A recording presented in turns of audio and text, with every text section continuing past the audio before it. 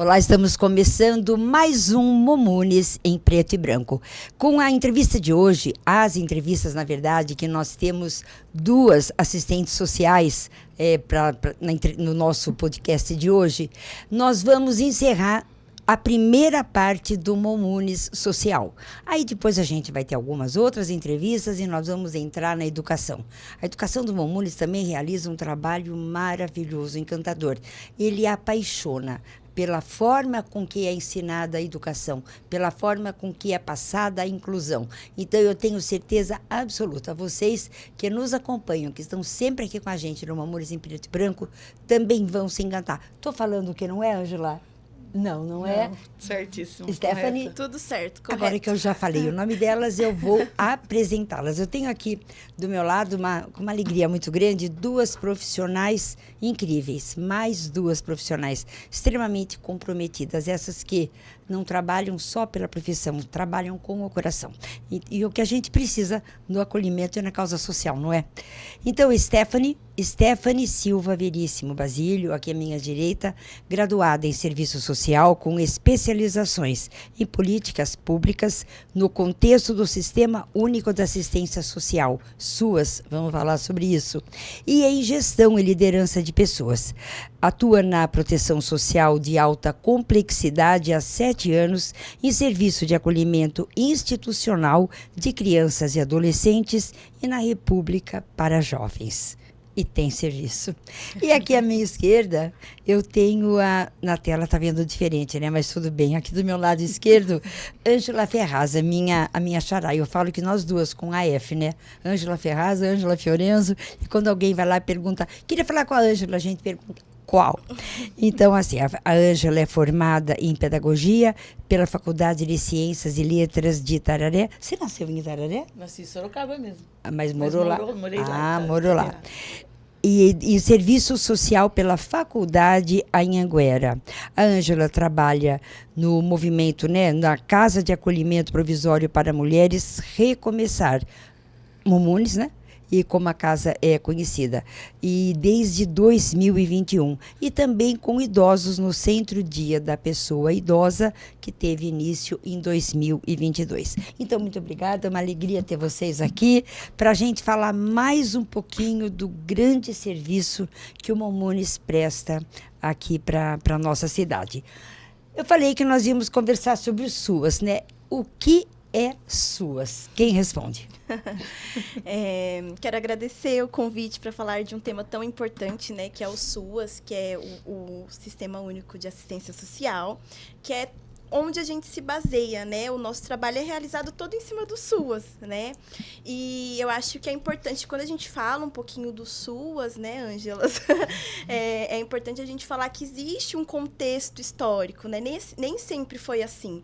Então, quando eu olho para o SUAS hoje, eu vejo muitas conquistas, né? Muitos desafios, e a gente que está aí, quanto assistente social, nessa luta árdua. São políticas públicas que foram implementadas. Exatamente. Então, assim, não tem como a gente não mencionar como era antes, né? Então, pra gente, assistente social, a gente vive uma luta de que o serviço social não é qualidade. Conta um pouquinho como era. Bom, a gente sabe que teve a Constituição Federal em 1988, né? E aí a Constituição Federal veio para concretizar mesmo a lei da política assistente social como direito, né? E não como caridade, porque antes...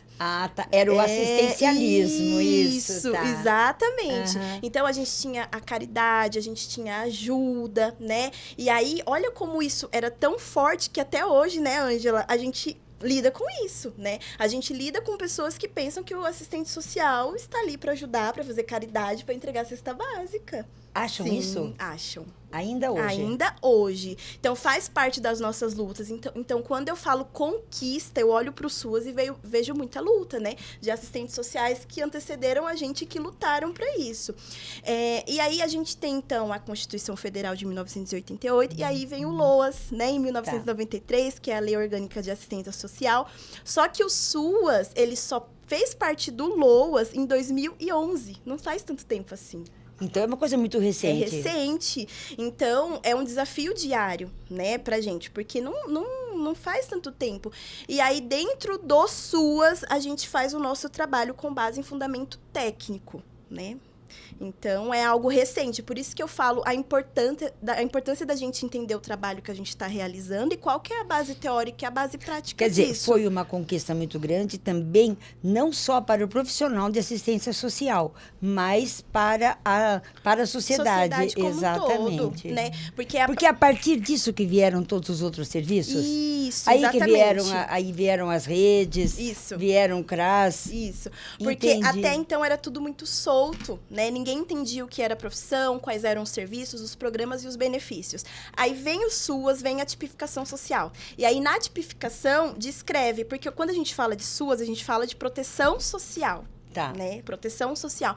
Só que dentro da proteção social existem as divisões. Então, hoje a gente tem a proteção social básica e a proteção social média, proteção social especial de média e alta complexidade. Então, é importante a gente diferenciar. Que é isso que nós conversávamos vindo para cá dos serviços de cada uma. Ângela trabalha em 2, na verdade são 2, não são extremos, né? Porque você trabalha no média... Na média e na alta. Tá. Obrigada pelo convite, é um prazer estar aqui também com vocês. E complementando o que a Stephanie falou, essa questão do assistente social ser uma coisa assistencialista, eu me lembro quando eu fui fazer a faculdade, eles falaram, mas você vai ajudar os menos favorecidos, vamos ajudar aqueles que... Como que a gente faz para conseguir ajuda? Né? Então, a gente tem é como se fosse um rótulo, assistente social é aquele que faz caridade, porque lá na história... Antes das políticas, do SUAS, o que tinha? Eram as mulheres das igrejas, que elas se faziam, as pessoas da sociedade, elas se uniam, faziam aqueles cafés, aqueles chás. E ali elas ajudavam as pessoas do meio, do território deles, menos favorecida. Ali que começou a nascer, aí então, a assistência, daí que como foi vindo, é uma questão, essa questão do SUAS e das políticas, é uma questão que ela vem agregando, cada vez mais ela vai melhorando, porque precisa melhorar, porque as coisas mudaram, os tempos mudaram. O assistente social não deixa de ajudar, não deixa de dar assistência, mas agora de uma forma técnica, de uma forma realmente que vai, posso dizer, transformar. E assim, Ângela, quando confunde bastante assistente social, serviço social, só que a gente sempre fala serviço social, a profissão, assistente social, a profissional, assistência social, a política pública, assistencialismo, ajuda à caridade. Que é ajuda à caridade. Isso. Não, extremamente como dizer, para quem não conhece, para quem não atua na área, confunde, com certeza. É porque o assistencialismo acaba sendo, a assistência acaba sendo muito mais, como se diz, mais difundida do que... E agora, um assistente social, vamos lá. O que faz um assistente social? Eu sei que é muita coisa, não dá para falar tudo que a gente precisaria a gente precisaria de 5 horas falando. Não a meia que a gente tem. Mas assim, o que faz um assistente social na essência, os pontos principais? Eu acho, vamos começar falando o que não faz, a gente já falou um pouquinho, né? Que não é a caridade, não é a ajuda. Mas o que o assistente social faz? Ele viabiliza direitos, né? Nem vou ser tão perseverante em falar que garante, né? Queria eu garantir esses direitos, mas infelizmente a gente depende de uma política pública. Política pública é essa fragilizada. Mas eu acho que quando a gente entende qual é o papel do assistente social dentro de qualquer instituição, de qualquer empresa, viabilizar direitos, né? É mostrar para aquele usuário qual é o caminho, falar para ele, olha, isso é seu direito. Você garante o acesso a... Isso, né? Exatamente. Então, a gente mostra o caminho, né? A gente trabalha com justiça social, e isso é tão rico, né? Isso é tão grande, né? A gente falar para aquele usuário, para aquele atendido, para aquela criança, para aquela mulher, falar, olha, isso é seu direito. E não é porque eu tô falando, é porque está na lei. Ou seja, você trabalha como assistente social na República, com jovens, né? Pois eu quero saber sobre isso. Com jovens de 18 a 21 anos. Isso. E a Ângela na Casa da Recomeçar, que é a Casa das Mulheres, né? Em situação de vulnerabilidade. E também lá na creche oh, meu Deus do céu, creche, imagina. Centro fala de crianças, Centro-Dia da Pessoa Idosa, né? Que são serviços diferentes, mas eles têm a sua essência igual. A questão da garantia dos direitos, garantia não, de mostrar o caminho. Eu queria que você... Como eu trabalhei um pouco na Casa Recomeçar, e eu conheci um pouco da história daquelas mulheres, não de todas, claro, porque a rotatividade é bastante alta, Isso. mas assim, a questão de mostrar os direitos. Quando elas chegam, o que elas sabem ou deixam de saber? Lembrando que uma situação importante que lá na casa é a única casa daqui do município que recebe mulheres com filhos. Ou seja, com filhos menores de 18 anos. Então, apesar do acolhimento ser para mulheres, a gente recebe as mulheres com filhos. Porque o que acontece? A maioria das mulheres que estão fragilizadas, estão numa situação de vulnerabilidade, os filhos ficam com as mães. Isso é 95% os filhos estão com as mães. Então, elas chegam lá, encaminhada pela rede, como a Stephanie explicou, né, que isso é o CRAS, é o CREAS, é o Conselho Tutelar, é o SEREM, CECID, que é a Secretaria de Cidadania. Então, esses órgãos, eles entram em contato com a gente para conseguir a vaga. São todos municipais. Todos municipais. E as pessoas são os munícipes de Sorocaba. Então, eles entram em contato com a gente, havendo a vaga, a gente disponibiliza a vaga e, como a Ângela bem falou, que é por tempo transitório. Aí vem aquelas perguntas que elas sempre nos fazem. Quanto tempo eu posso ficar aqui? Né? O ideal seria de 3 a 6 meses, né?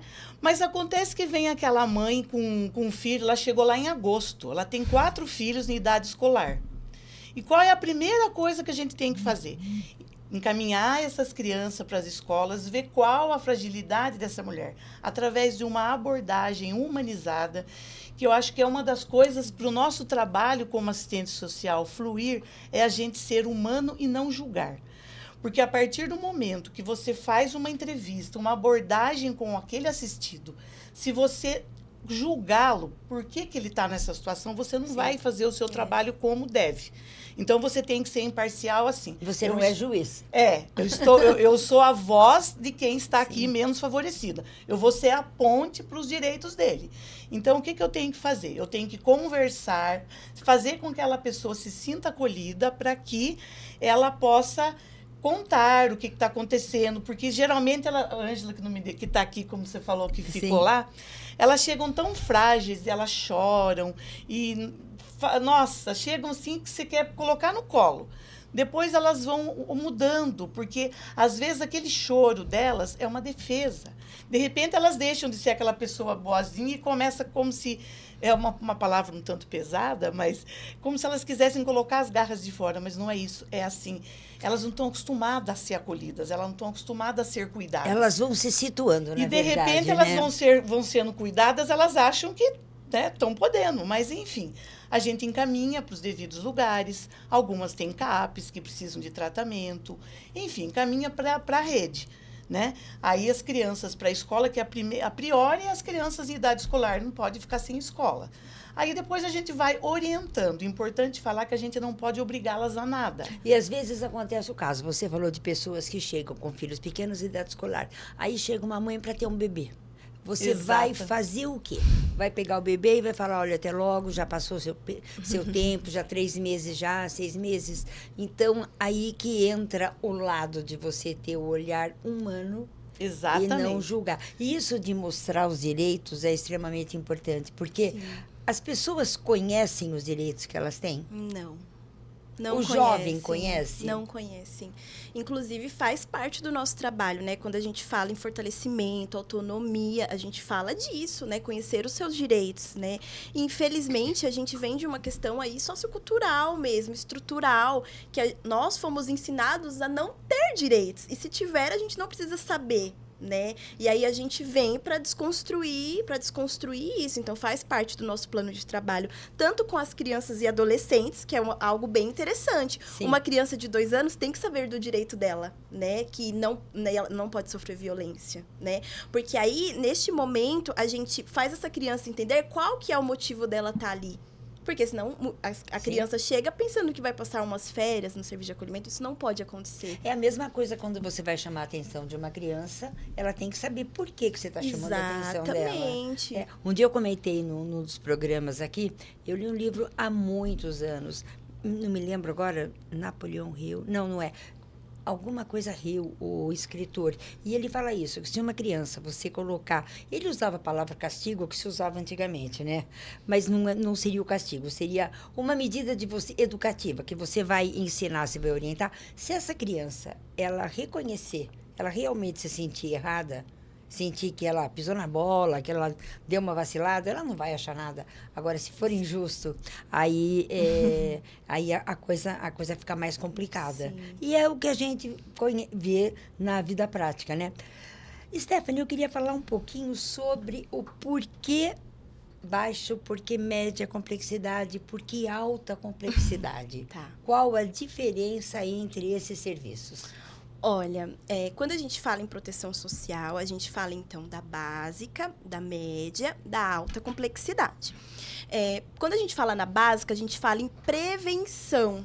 Eu sempre faço um paralelo com o SUS, né? Tá. Porque até mesmo quando foi para ser criado o SUS, teve uma referência no SUS, Tá. né? Porque o SUS, ele já existia, era um sistema que funcionava, então meio que foi referenciado. Então, quando a gente pensa na básica, a gente pensa prevenindo aquela família, né? Então, quando a gente pensa associar ao UBS, as vacinas, as consultas. Então, qual é o serviço, o equipamento base ali? O CRAS, que é o Serviço de Referência de Assistência Social. Todo mundo é cadastrado, todo mundo participa. Quer dizer, a população que tem necessidade. Quem é que precisa do CRAS? Olha, na verdade, todo mundo tem que estar cadastrado, né? Mas a questão é que poucas pessoas têm acesso. Todo mundo quem? Todos nós? A sociedade. A sociedade. Porque o famoso NIS, né? Que a gente pensa que não precisa ter. E a gente tem que ter o NIS, né? Mas o que acontece? Quando a gente fala de CRAS, a gente está falando de um serviço que atende a população em vulnerabilidade social. Isso, Centro de Referência de Assistência Social. Que trabalha com a prevenção, né? E aí, quando a gente fala em CREAS, que é o Centro de Referência Especializado em Assistência Social, a gente está falando de vínculos fragilizados. Então, vamos pensar no semáforo verde, amarelo. E aí, quando a gente fala em serviço de acolhimento, aí a gente está falando em alta complexidade. Tá falando no vermelho. Tá falando no vermelho. Opa, atenção, o negócio tá sério. E assim, Ângela, eu acho que uma coisa importante da gente falar aqui, quando, né, eu falo, mas a gente dá para associar ali com o SUS, né? Quando eu comecei a conhecer o SUAS, eu via muito falar nisso. Eu falei, mas, poxa vida, se dá pra gente associar com o SUS, então o serviço de acolhimento é uma UTI, né? Olha a gravidade disso, né? A gente lida, não é à toa que a gente lida na alta complexidade. E se a gente for pensar no contexto geral, aconteceram fracassos ali, né? E quando eu falo fracasso, parece algo forte, não me refiro a profissionais, até porque a gente, quanto profissional, não tem um controle de tudo. Mas pensa, para aquela criança, para aquela mulher ter chegado na alta complexidade, é porque a básica e a média não deu certo. Quer dizer, ela começou, a básica não daria conta, não era indicada para ela. Isso. A média também não era o caso. Então, na média complexidade, hoje nós temos o quê? Eu sei que na básica é onde eu fico, que é no serviço de fortalecimento de vínculo, que é uma coisa leve, gostosa. Não, é tranquilo. As pessoas vão lá porque elas querem curtir os bons momentos. São pessoas acima de 60 anos que eu falo que é um pessoal incrível, que dança, que faz ginástica, é super animado, todo mundo tem a sua mobilidade, pode ir, pode voltar. Ou seja, são pessoas que elas têm autonomia, vamos dizer assim. Sim. Então, esse é o serviço de fortalecimento de vínculo. Sim. Aí, quando você vai para uma média complexidade... o Centro-Dia do Idoso. No Centro-Dia do Idoso. Fala um pouquinho do Centro-Dia, O Centro-Dia do Idoso, que são os idosos que eles não estão vulneráveis tanto quanto uma pessoa que está institucionalizada. Mas ali eles vão ter um convívio, vão estar mais socializados, porque o que acontece com o idoso hoje? O idoso, ele fica muito do lado, ele fica à margem, isso. Porque as pessoas não têm tempo, as pessoas estão tão correndo atrás de tantas coisas e o idoso não acompanhou a tecnologia, não acompanham muitas coisas. Então, o idoso fica ali. É como se fosse um... Como que você falou? Desculpa. A margem de... A margem, marginalizado. isso. Ele não é marginal, pelo amor de Deus. Ele fica excluído, essa é a verdade. O idoso fica excluído na família. Então, quando ele vai ali, ele encontra pessoas iguais a ele, no mesmo nível. Aí a gente vai tentar resgatar a história, resgatar um pouco daquilo que ficou para trás, que ficou lá na família dele, que não pôde, não tem tempo, não pode cuidar. Então, ele fica ali. E é o Centro Dia do Idoso agora que a gente tem. Hoje a gente está com 27 idosos, né? E eles passam o dia lá conosco, fazem atividades, oficinas, enfim. E isso é a média. Esse excluído, deixa eu só complementar uma coisinha que você está falando. Esse excluído não é assim, ele está de fora, não está lá, não fica em casa, ninguém liga, não é isso. A exclusão, ela não precisa ser assim, não quero saber de você. O simples fato de você ficar no celular o tempo todo. Exatamente. Você ficar vendo uma TV. Exatamente. Você não dá espaço para conversar, porque o idoso tem essas coisas, né? Repete, repete. Aí vai, ouve, né? Fazer o quê? A gente vai ficar... eu já sou nesse... Eu falo a gente como se... eu falo a gente como se eu não estivesse no meio, né? Mas não, mas é uma verdade. Então, eu sinto muito isso com essa convivência no centro-dia. Então, essa exclusão... E, às vezes, eles mesmos se excluem. Não precisa o outro excluir. Ele se sente excluído porque ele não vai saber mexer no WhatsApp, não vai fazer... Às vezes, acreditem, tem idoso que não sabe atender um celular. Mas isso acontece, tudo bem. Mas a gente tem que procurar melhorar, diminuir um pouco esse impacto que está causando na vida deles, que estão deixando eles depressivos, doentes, porque eles não têm mais... Não contam mais história. Ninguém ouve história dos avós mais, né? Não. Ninguém ouve mais histórias. A criança é uma gracinha, né? O idoso já até cheio de mania. Exatamente. Agora, com relação à alta complexidade, vamos lá com relação à República, porque quando a gente fala alta complexidade, você já imagina que os problemas são maiores. Complexos. As situações são mais graves, eu acho que mais severas, né?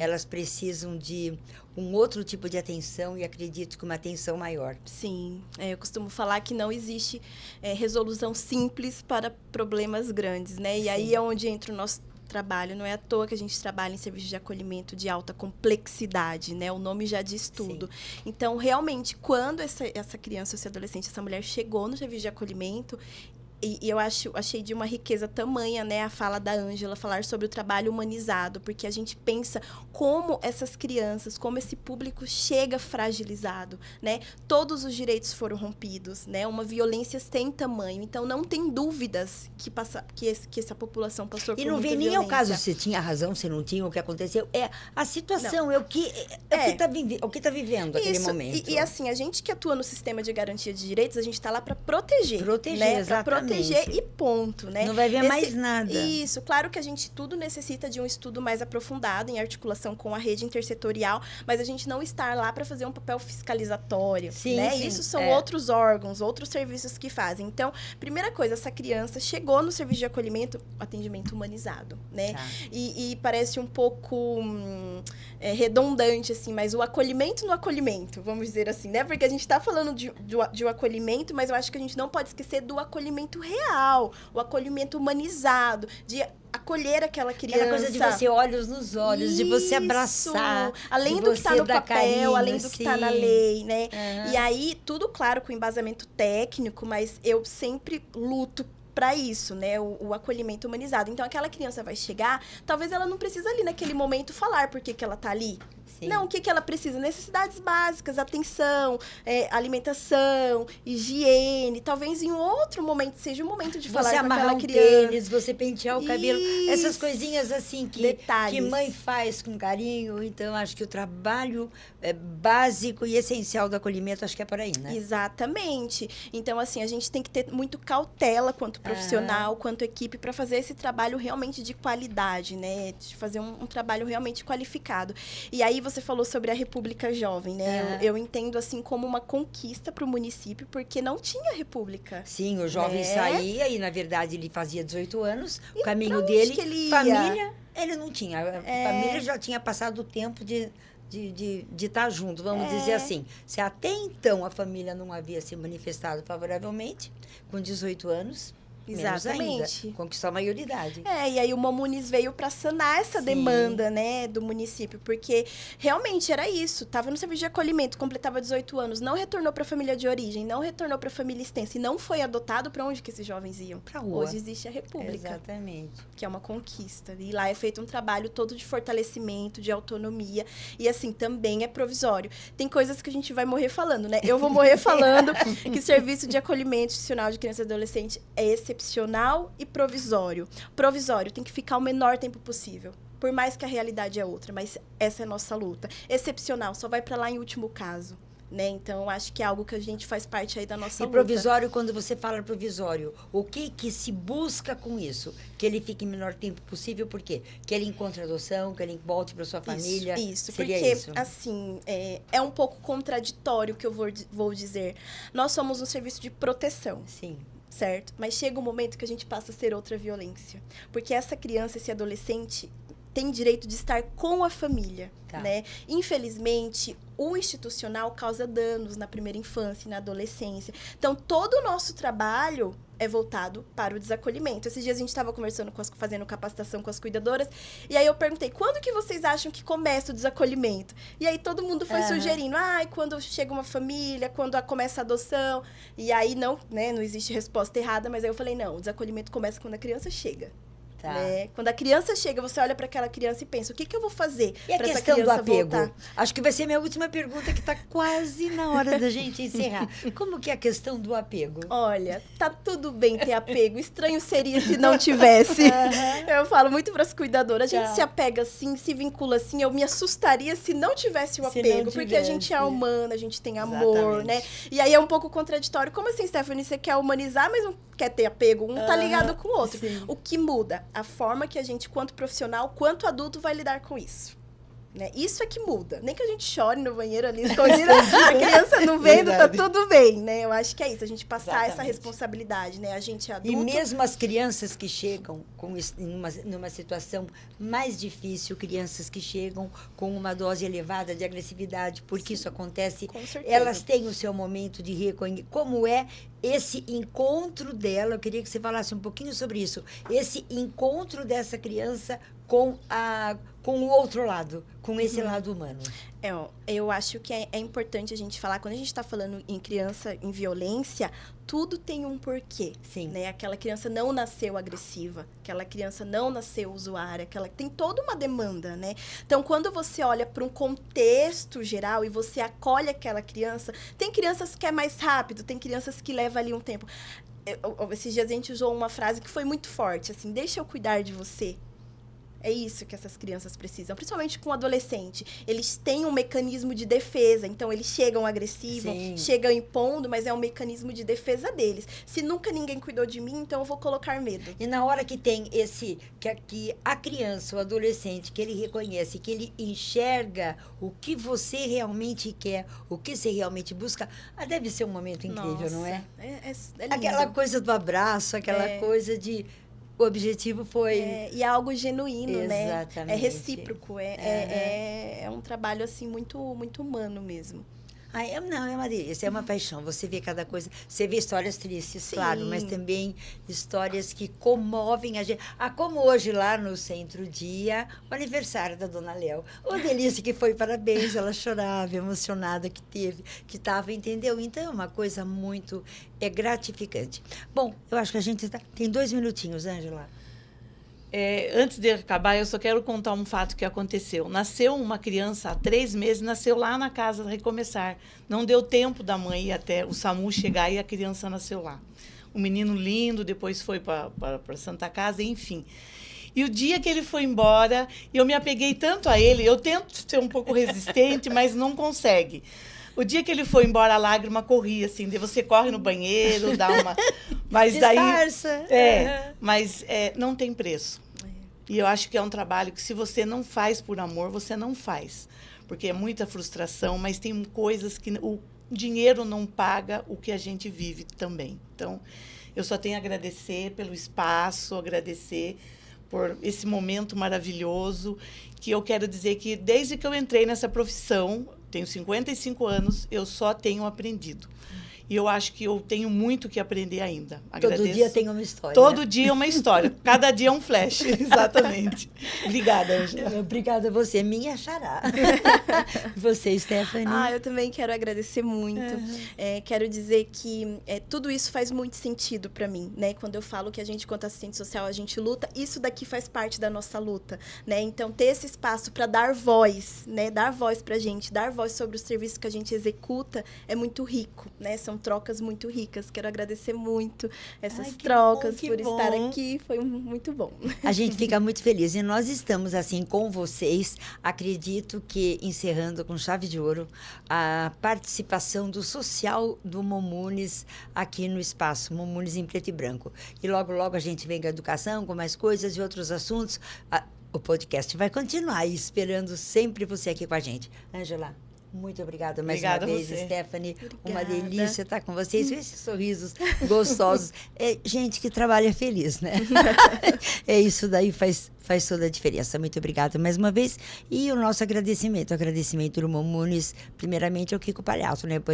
Por esse espaço maravilhoso. Kiko, todo mundo que chega aqui se encanta. Olha aqui o estúdio, fala, meu Deus, que lindo. Então, é só agradecimento. Agradecimento para o Vinícius, que toda semana está aqui gravando com a gente. Muito obrigada mais uma vez a você que nos acompanha. Um beijo, um abraço. Até a semana que vem. E amanhã sobe um vídeo novo, toda quarta-feira. Até mais. Obrigada.